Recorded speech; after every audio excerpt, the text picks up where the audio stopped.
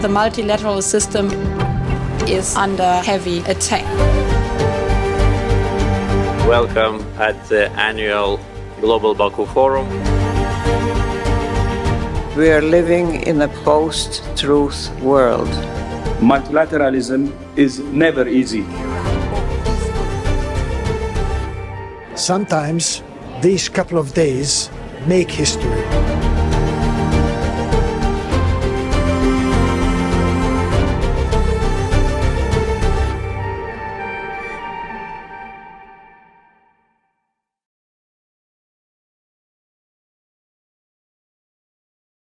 Okay, ladies and gentlemen, first of all, to the ladies in the room, apologies for this male panel sitting in front of you. I hope we will have the opportunity to have better balanced panels, so just apologies for that.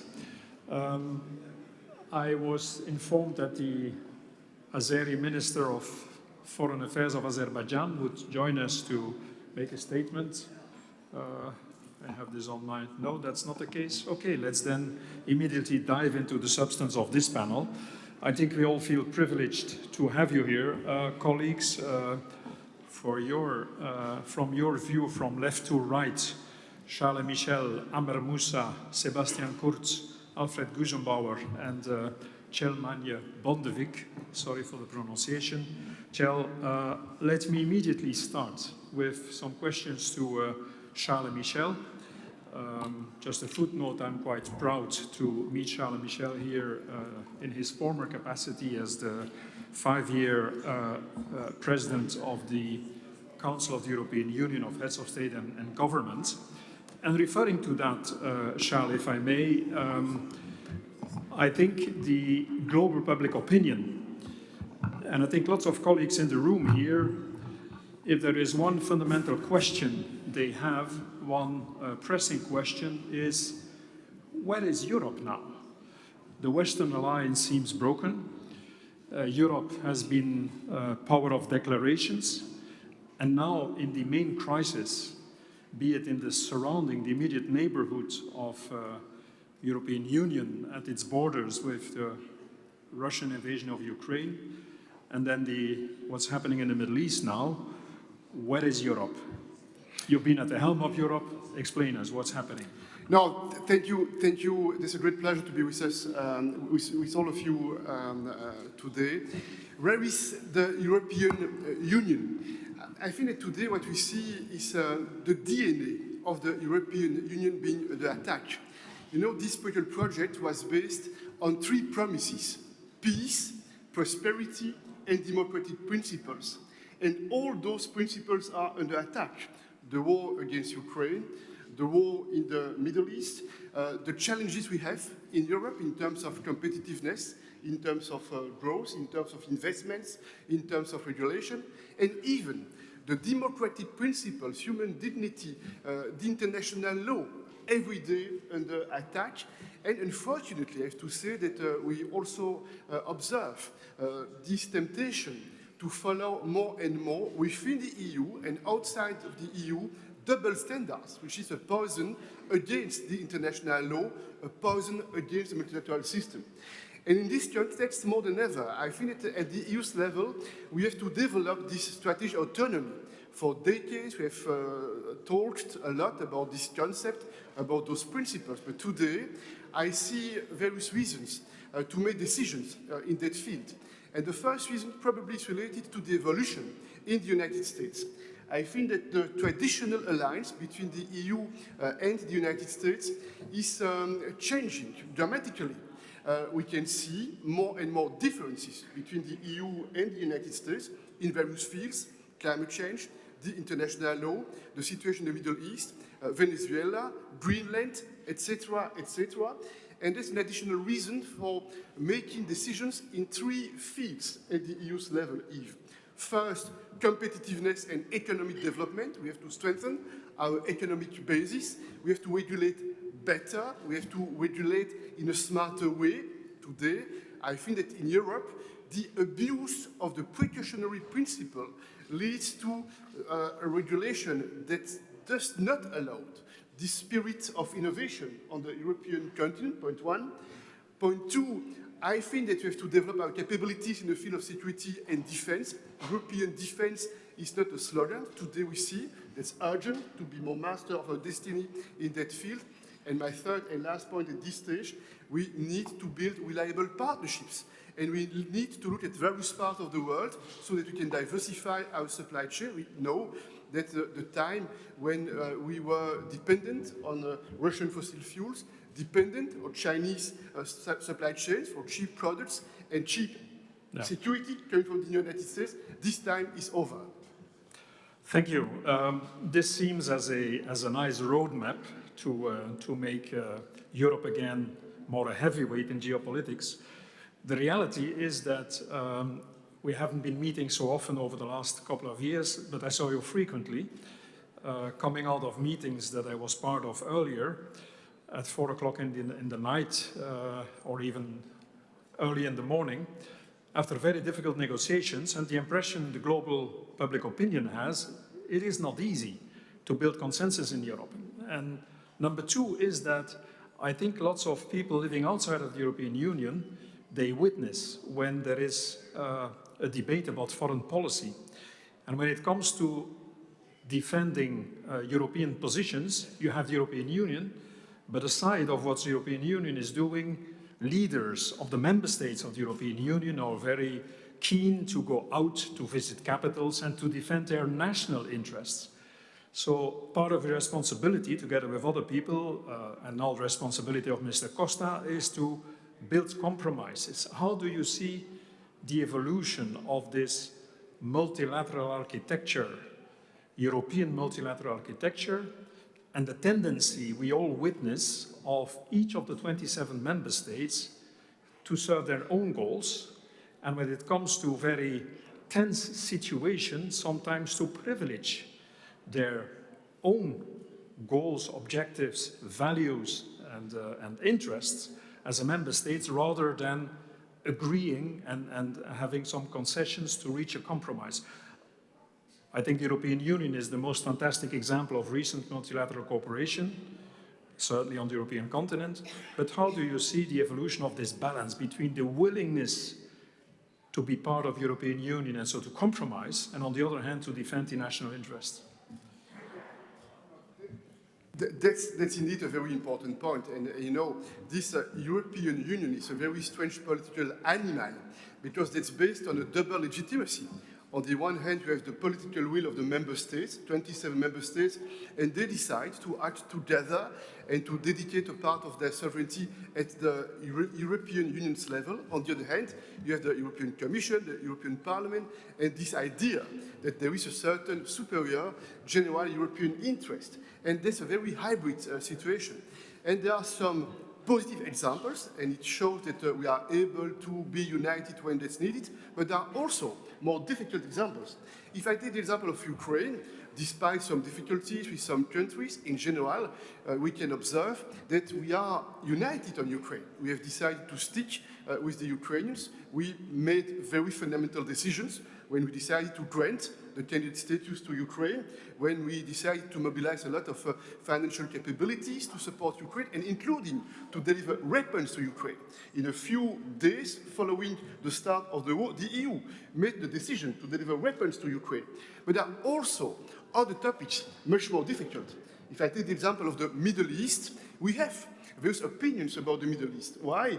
Because our member states, the 27 member states, they do not have all the same history with the countries in that region. And we know that in geopolitics, history, it plays a certain role. And we have to take into account those realities. That's why on the Middle East, it's much more difficult to have a common position. That's really challenging.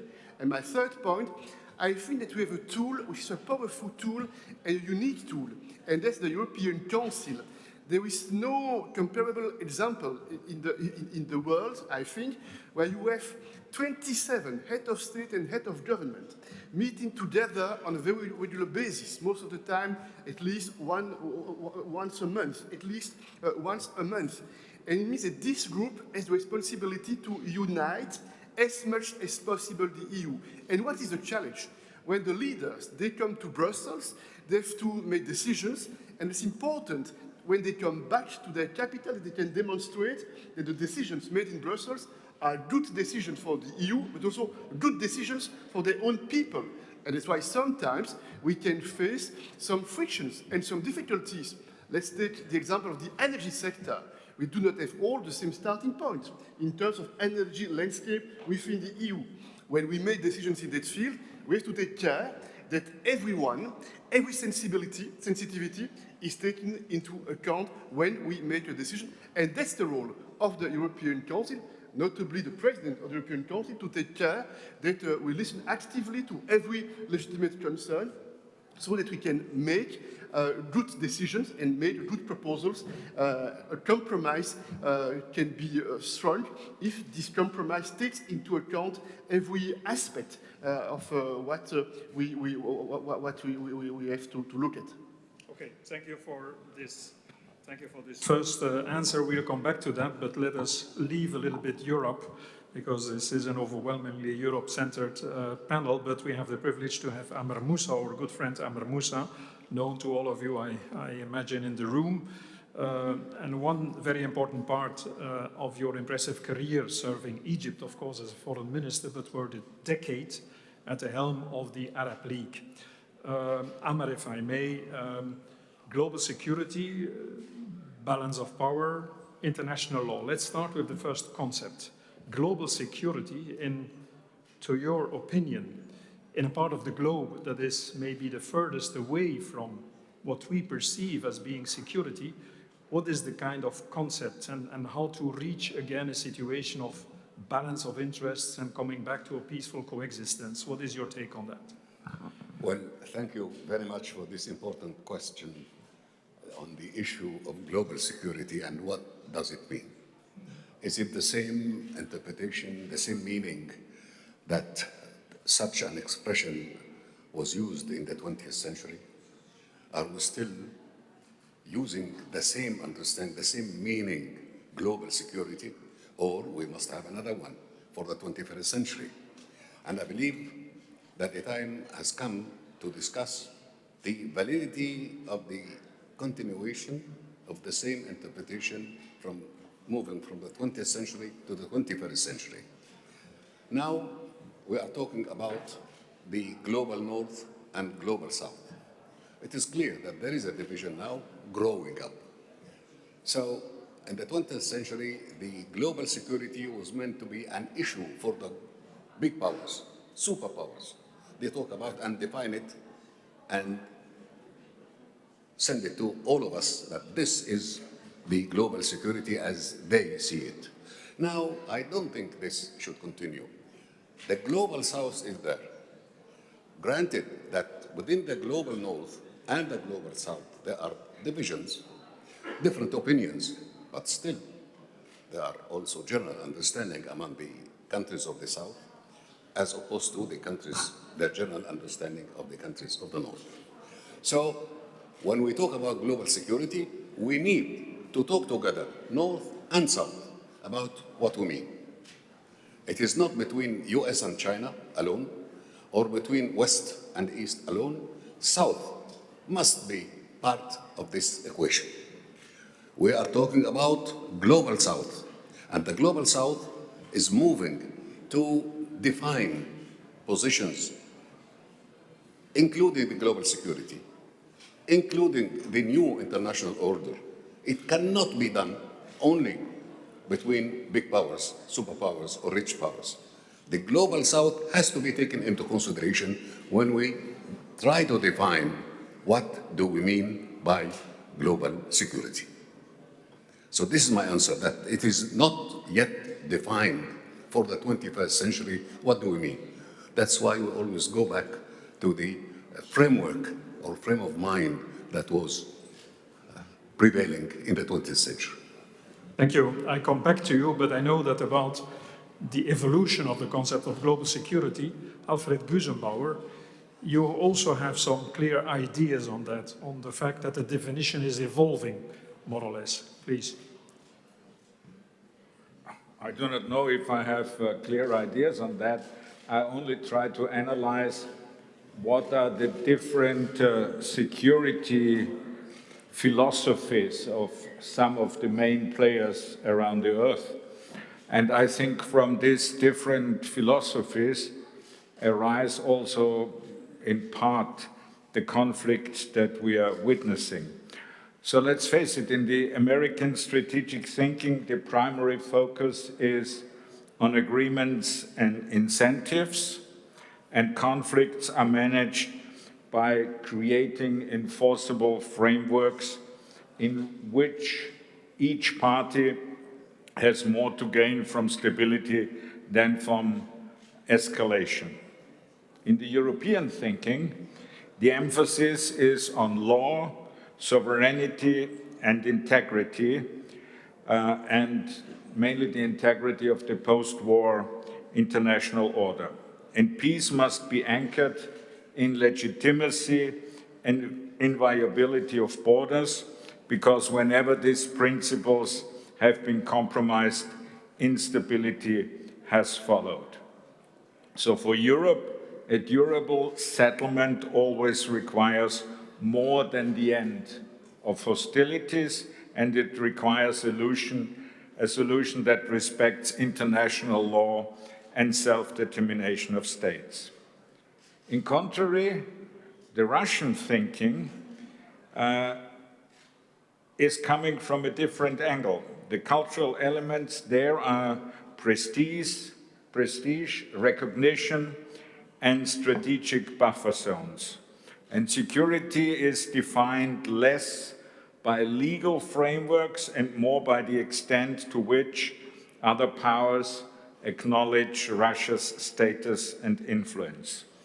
And territorial depth and acknowledged spheres of interest are seen as essential to national survival, and external alignment of neighboring states is interpreted through the lens of hierarchy and great power party. And when you compare these three frameworks... And sorry, but where is China in these three? So you spoke about the US, Europe, Russia. Yeah, and the Chinese thinking is predominantly a mixture between the Russian and the European thinking. Less the American, but more a combination of the Russian and the European. But if you place these three concepts along, side by side, the underlying frictions, I think, become clear, because the American model assumes the national incentives can shape behavior. The European model assumes that stability flows from legal norms and sovereignty and sovereign equality. And the Russian model assumes that security derives from power, recognition, and control of the surrounding space.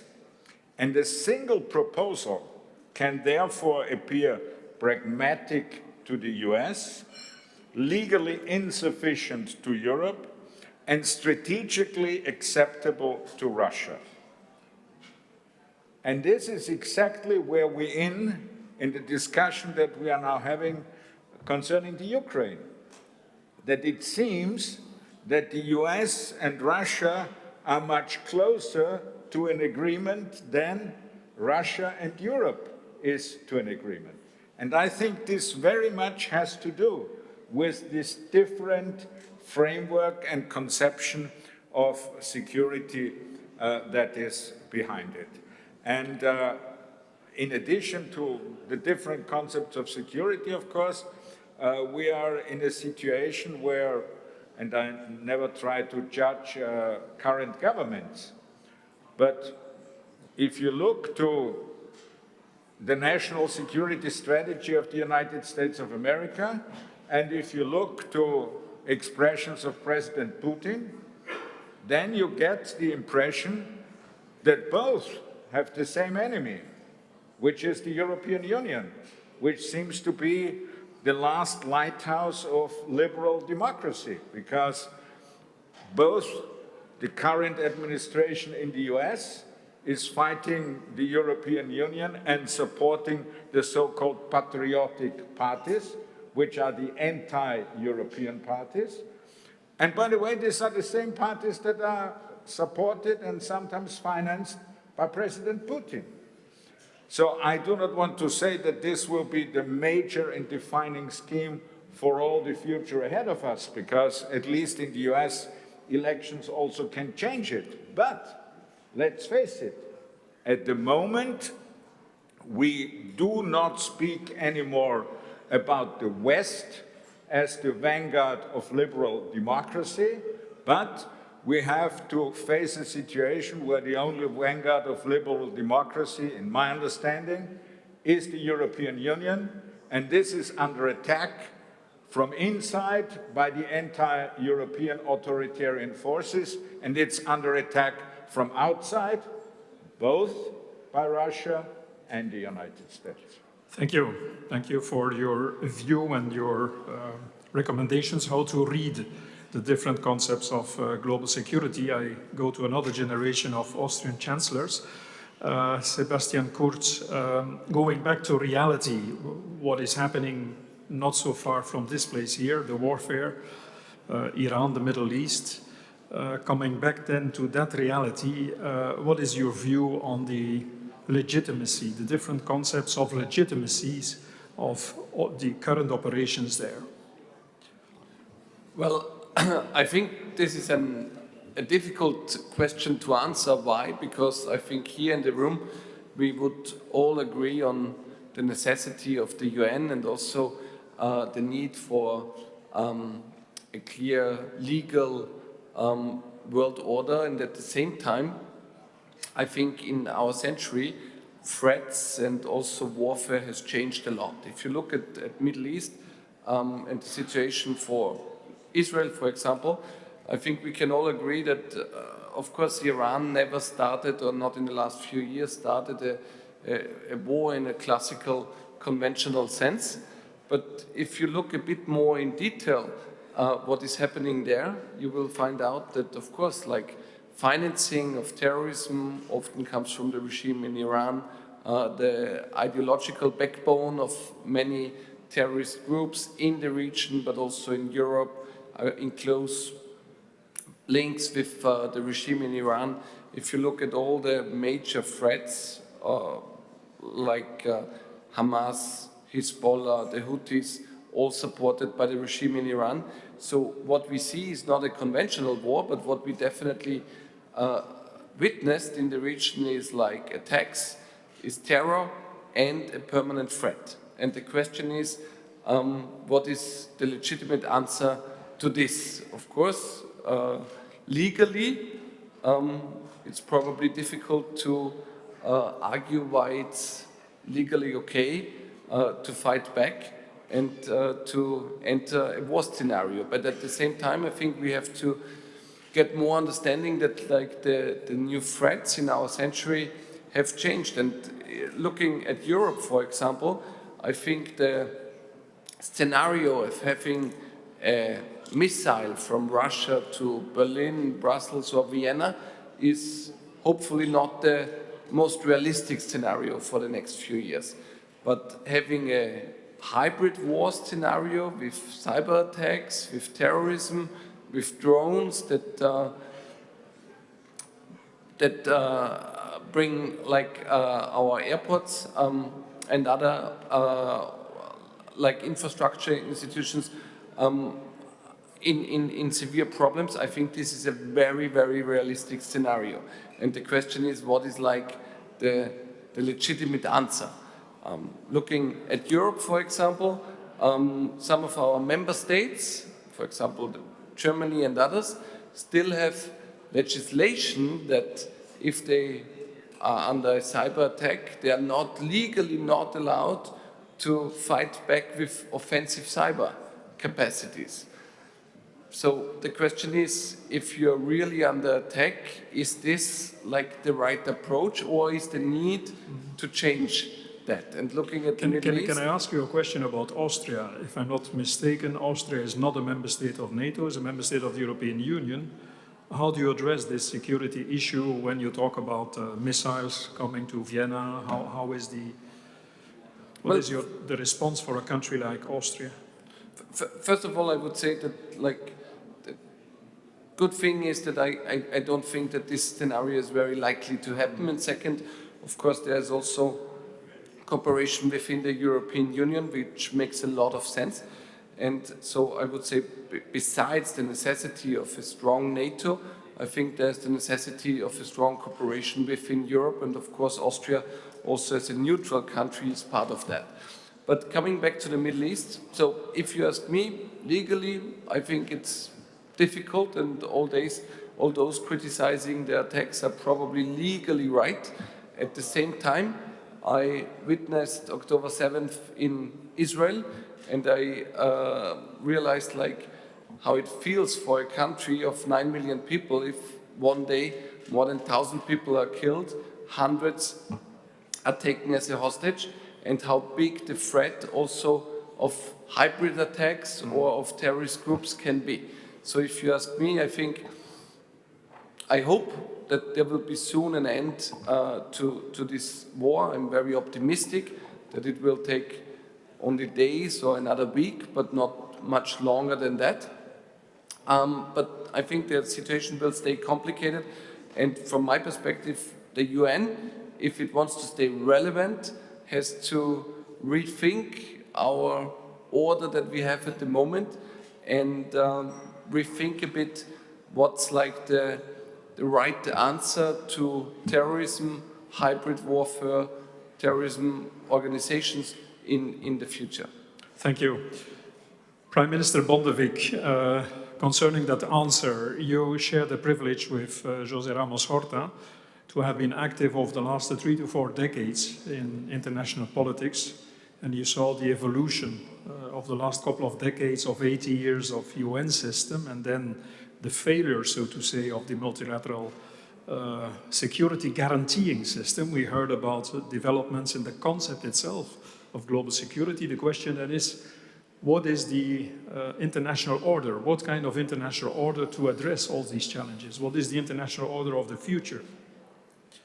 Yeah, I think I will start answering your question by saying that I do agree with the Canadian Prime Minister Carney, who recently said that the international order is not under transition.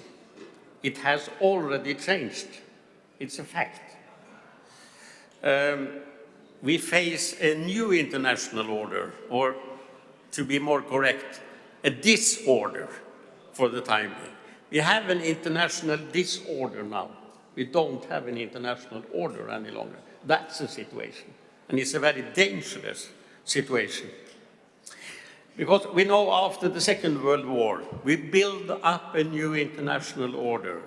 The UN itself, several UN organizations, UN Declaration on Human Rights, and other declarations and conventions, ICC, and Europe was more or less united after 89-90, the revolution in Eastern and Central Europe. Now, the United Nations is weakened,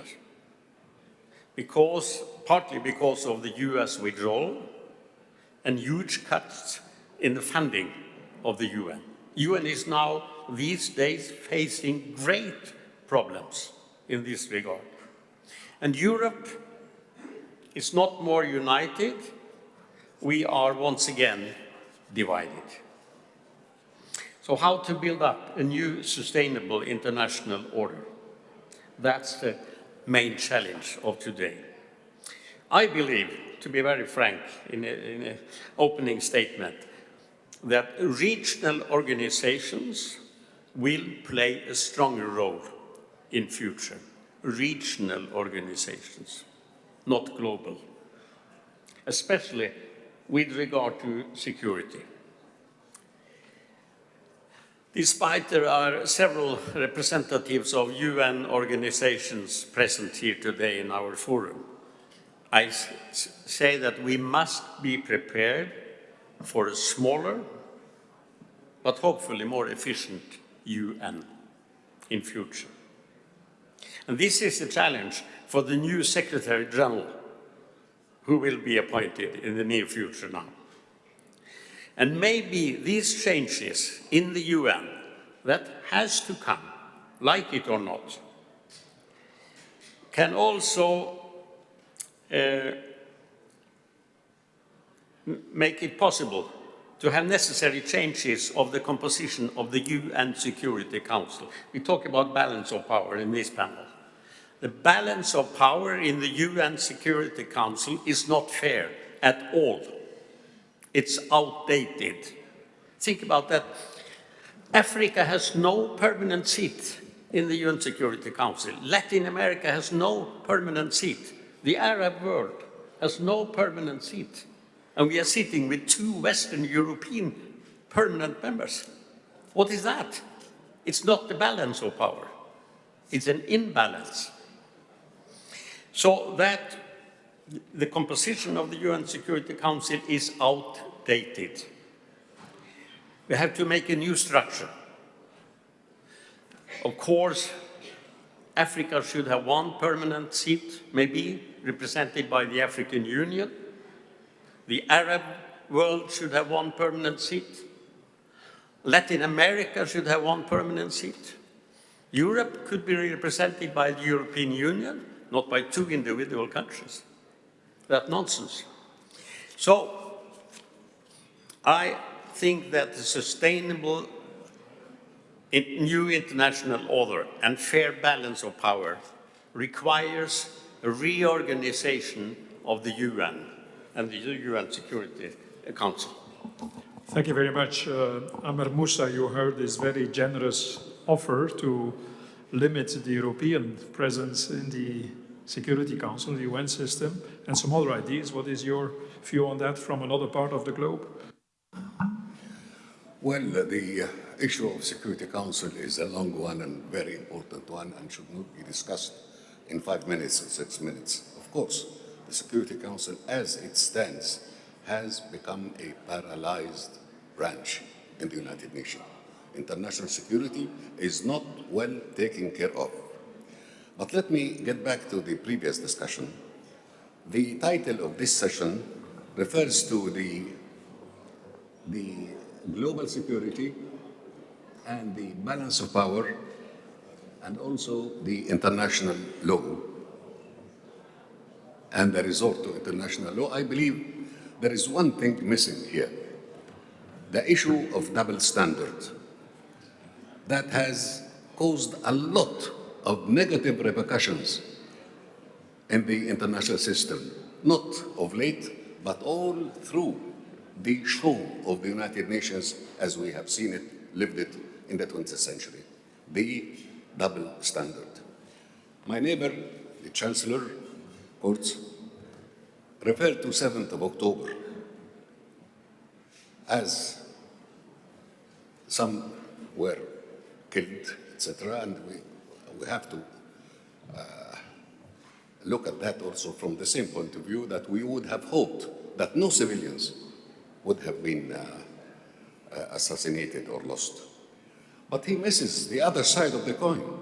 60,000 Palestinian civilians were killed, were assassinated by the Israeli army of occupation.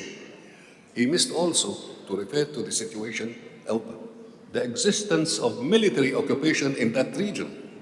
Because of the absence of international law, nobody was talking about this, the state of foreign military occupation, that some Palestinian organizations had to do something and by way of resisting this occupation. So I just want to underline that if we want to discuss and agree on something new for the international order, we have to deal with this very negative phenomenon that is double standard, that was part, unfortunately, of the European foreign policy. I would dare say of the Western foreign policy.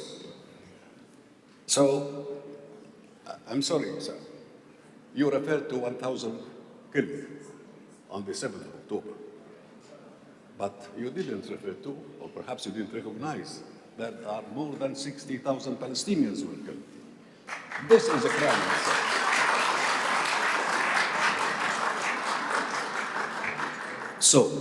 So, we are at the beginning of that second quarter of the 21st century. I hope that we will talk differently, objectively, so that we can all work together to reach a peaceful settlement. It's an acceptable settlement. It is possible, but because of the nature of the Israeli ruling party and government now, it is impossible to reach any reasonable solution.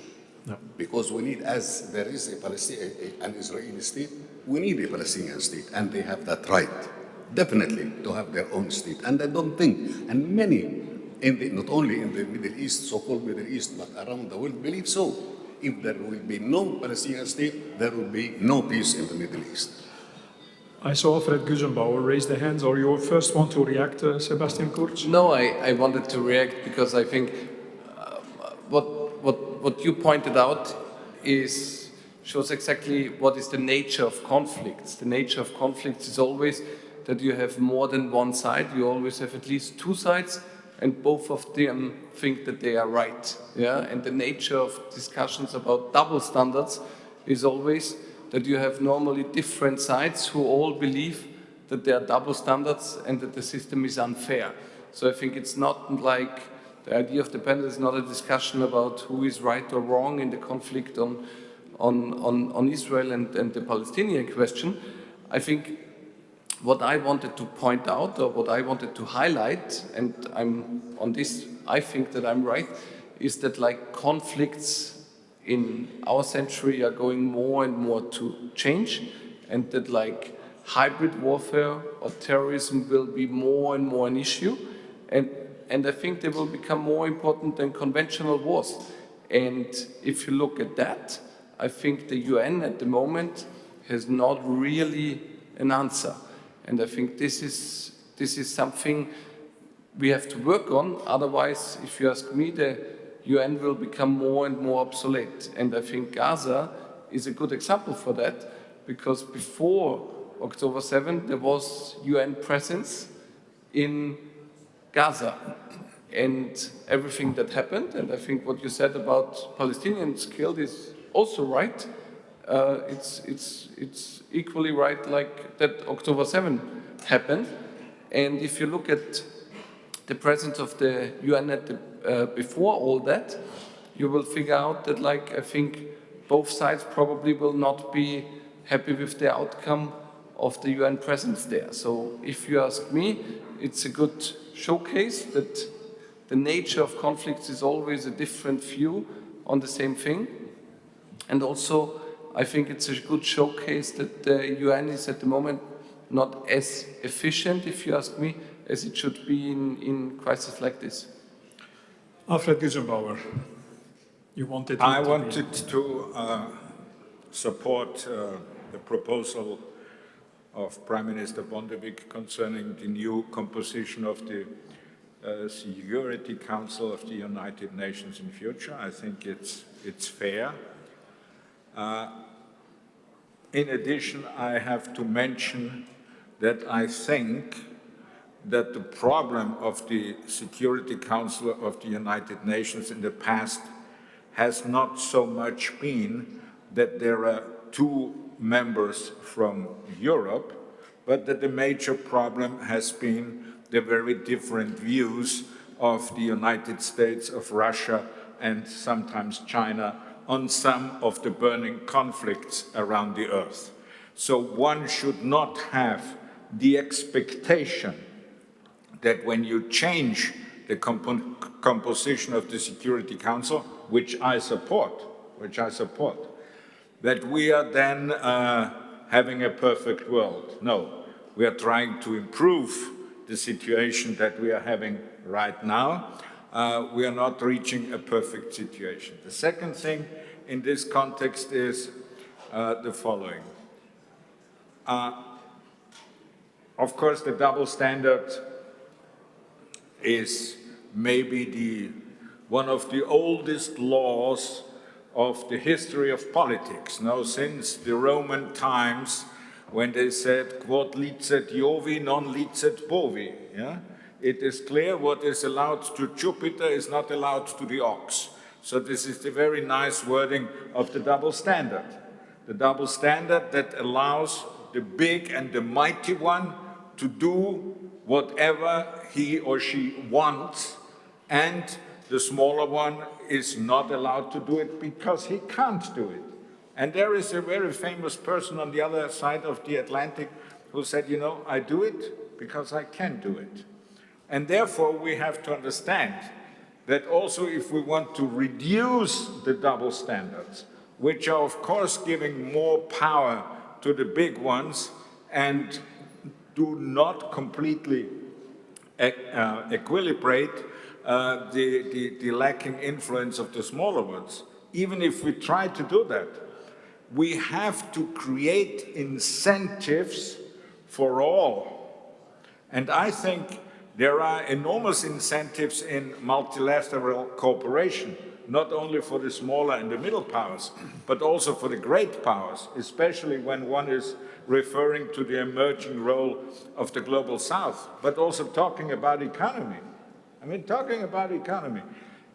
all these tariff stupidities that were going on, they have enormous costs for the economy of the United States of America.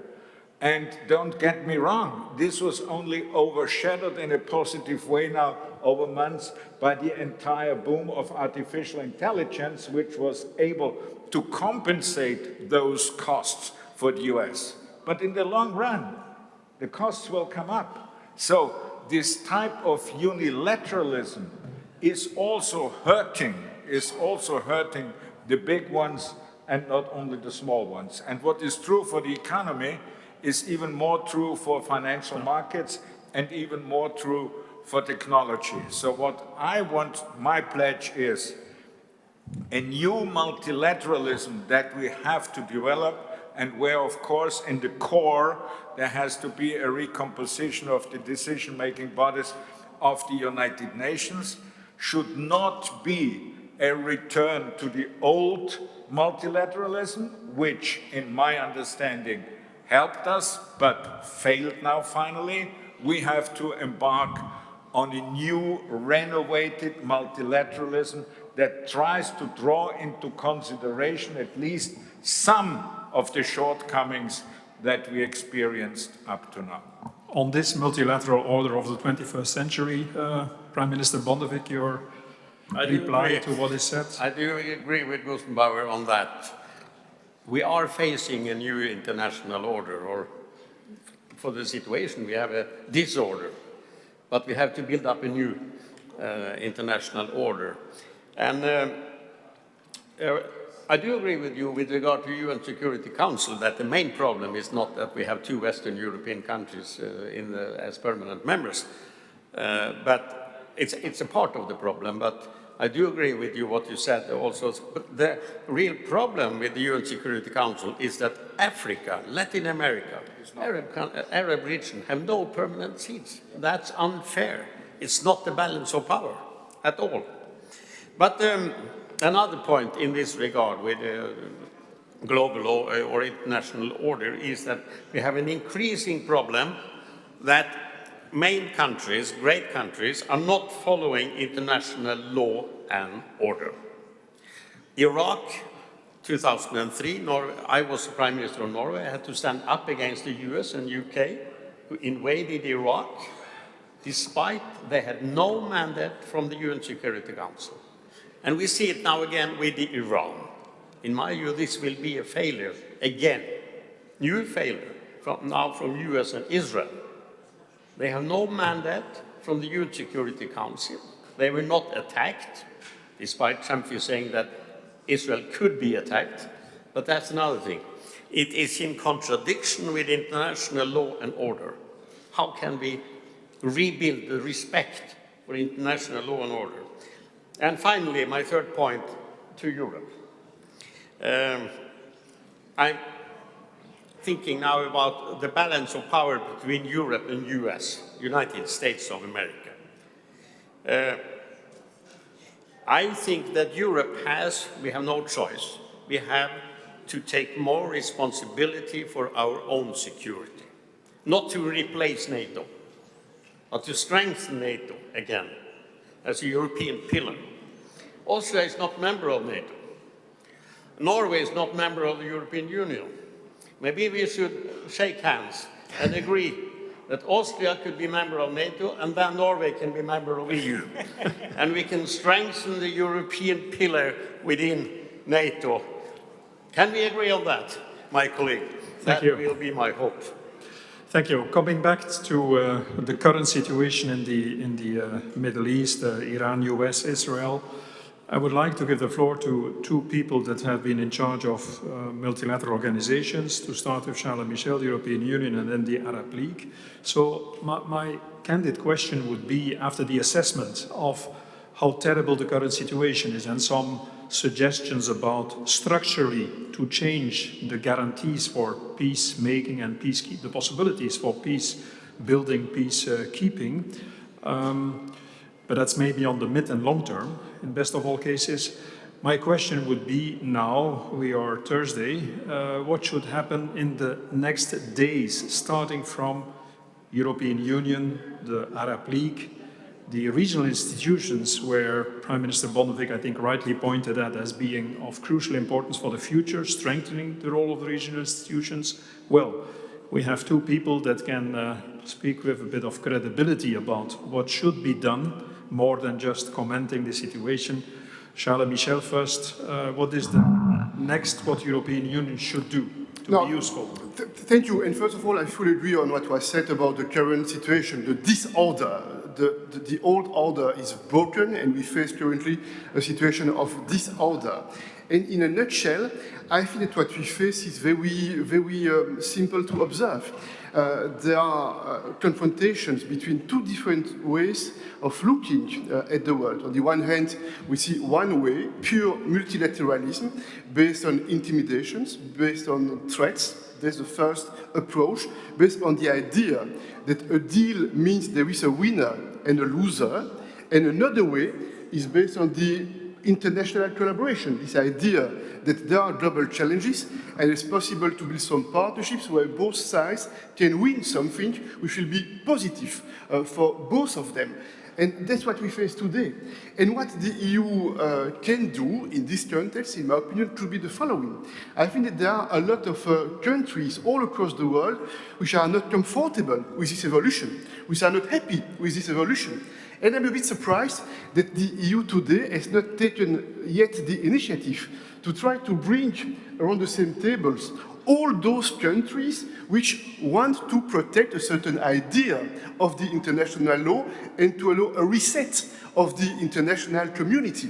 And indeed, I think that we have three very simple questions that we should try to answer. And the first question is, as one humanity, what do we want to do together? And here I feel that peace, security, prosperity, addressing together global challenges, it should be an easy answer. Point two, how do we decide together? And it's absolutely true that the institutions built many decades ago are not representing the current state of the play at the international level.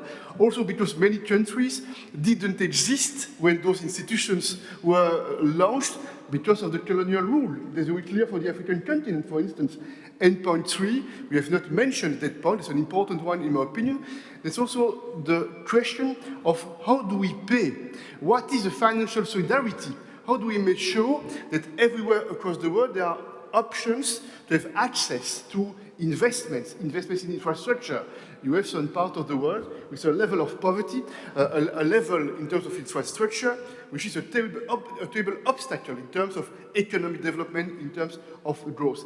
These are, I think, the major point. And my last comment, and it's a very important one, and during my last speech in my previous capacity at the General Assembly, it was a point I focused on.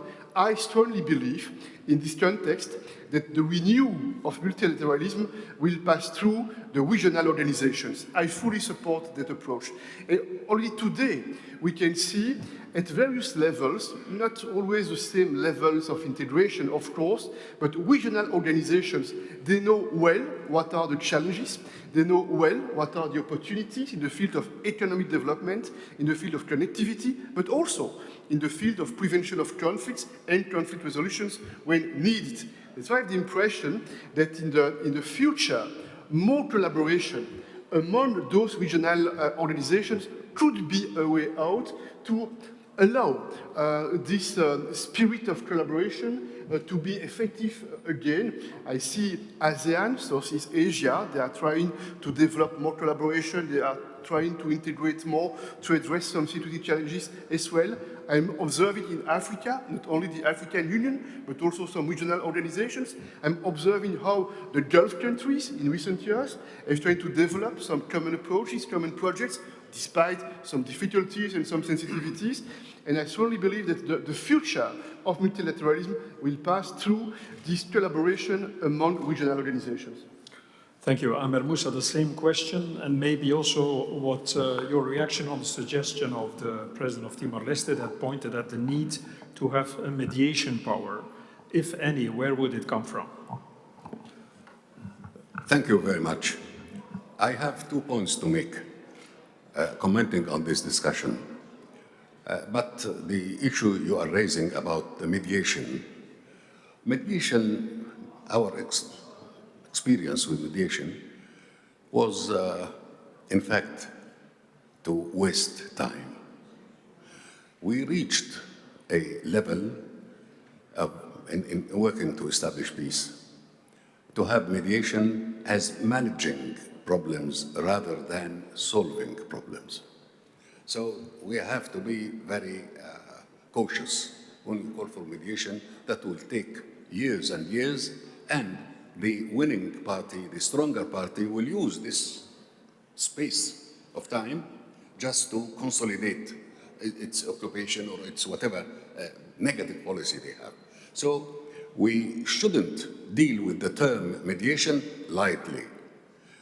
It has to be discussed, for example, we need the mediation on this problem, but to report back within 6 months to the Security Council or the General Assembly or whatever other order. But mediation alone is not advised. That's number one. The 2 other points I wanted to raise. About the veto, you will recall, and I believe we discussed that before, you and me, that Secretary General Guterres, back in 2020, talked about the new threats to international security. And he mentioned the climate change and the pandemics as threats to humanity. So before that, there was threats that you would consider it right, I would consider it wrong. But now it is something for all humanity, attacked by pandemics and by the repercussions of climate change. Built on that, some thinkers thought that yes, indeed, we should add that, but we should also call for and work for and appeal to the big powers, the veto powers, not to use the veto within certain conditions when it comes to climate change or pandemics, cooperation to face pandemics. And the international community, ourselves, we did not build on that. This is a door, a window for us to ask the superpowers, the big powers, the veto powers, not all of them are superpowers or even big powers now, that the time has come to talk about the veto. We are not asking you because you will say no and you will veto whatever we say. But what about talking about the use of veto and under the item climate change or the pandemics? And we start from there. And I believe, again, I seize this opportunity to call that we have to follow up on what was said by the Secretary General back in 2020 concerning the interpretation of international peace and security, or sorry, international threats to international peace and security. That's one. As for the double standard, I consider, and not only me, but so many of diplomats, politicians, thinkers, and so on, see that this issue of double standard is the real thing that has destroyed the credibility of the current system, international system, because of this double standard thing. So, example, just to make it, to clear it up. We have an example. Now we are all against a nuclear Iran, although they are still trying to get it. But what about the nuclear Israel? Nobody's talking about that. This is double standard. And that is why there is no credibility to such a policy that this is a nasty program and the other one is a program of angels. You will recall, and I believe many of us recall, that members of the Israeli government during the war against Gaza raised the issue of using atomic bomb against the people in Gaza. That's on record.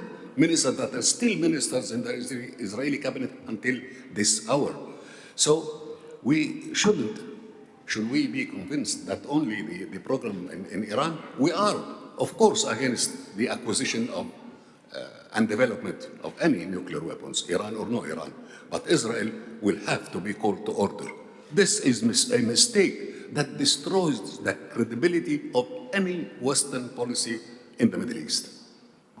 Thank you very much. Ladies and gentlemen, we are close to lunchtime, and so I don't want to go far beyond this time limit, but I would like to offer to each of the excellent panelists, after this very rich conversation, the opportunity to conclude for them their final message about global security, balance of power, international law, rule of law. 30 seconds to 1 minute. Let's follow the alphabetic order, which brings me to Prime Minister Bondevik as the first one, please. Thank you. I think this was a very lively discussion. I think we do agree that we need a new international order and architecture. I do think that global, regional organizations will play a more important role, especially with regard to security. The UN Security Council should be reorganized, built upon regional organizations, EU, African Union, and others. Let me add finally that in addition to these governmental organizations, I think also that non-governmental organizations can play an important role in future, like Nizami Ganjavi and others, in building bridges and increase the understanding that we have much in common to counter today's prioritization of fueling tensions and conflicts instead of dialogue and reconciliations. So that's my hope for the future. Thank you very much. Chancellor Gusenbauer, your last words.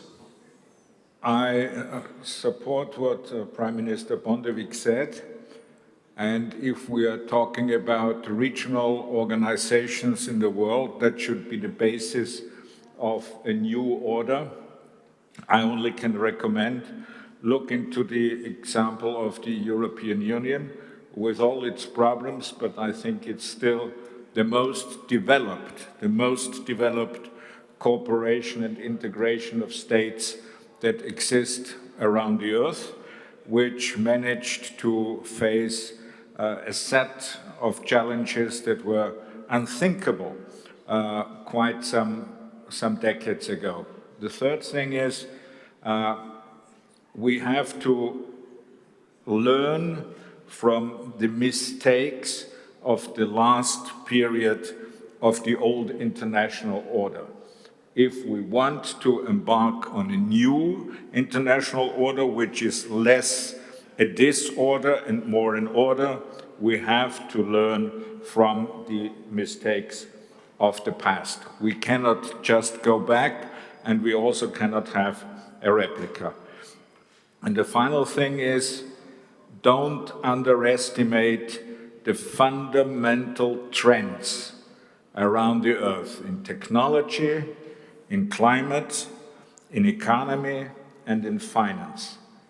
And there is no state in the world, no government, the big it might be, that can solve the challenges that are connected with that alone.